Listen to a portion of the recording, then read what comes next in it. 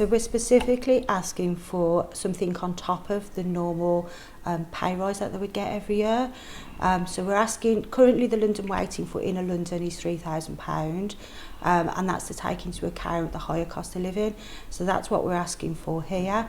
They didn't make any commitments at yesterday's meeting one way or the other. However, they have committed to come back to us by the end of November to tell us what they're planning on doing. Are there any signs of relieving austerity measures on MOD pay in the UK, and would this resolve the problem? If austerity was lifted in the UK, there's no signs of that currently. So currently we've still got the pay remit guidance, which limits the pay increases. If that changed, they would still, even if they got higher pay rises, they would still be at a detriment here, because if you look at things like the pay rises that the Gibraltar government employees have been getting year on year, they're significantly higher and match the cost of living here. So our members would still be at a detriment unless we do something separate to address it. Okay, and you mentioned to me earlier that they'd like to review the UK pay before looking over here. Can you expand on that a little bit? Okay, so currently we've got something called the parity agreement. So the parity agreement means that Gibraltar MOD employees is linked to UK pay.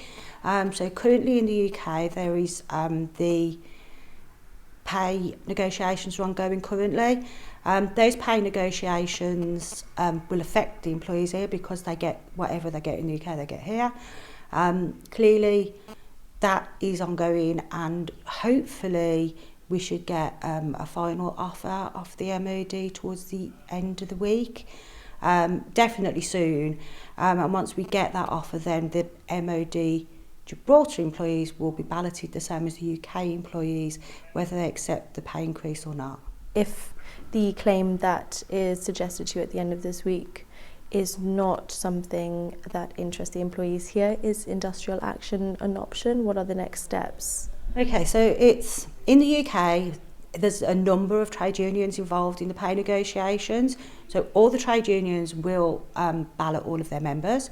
Clearly we have members in Gibraltar, so we will be balloting them. If it's agreed, then it's applied across the board. If it's rejected, so it would have to be rejected by us, like literally the majority of the unions. We could, or even if it's just rejected just by Unite, if it's a significant turnout for rejection, then we would look at next steps. Hopefully the MOD would be sensible and they would talk to us to avoid us taking industrial action. But clearly we're a trade union, we stand up for our members, and if we need to go as far as industrial action, then that's exactly what we'll do. And you speak for Gibraltar when you say that as well? Yeah, clearly, if Gibraltar are unhappy with the pay increase and reject it, and it's rejected, action will take place at all MOD sites.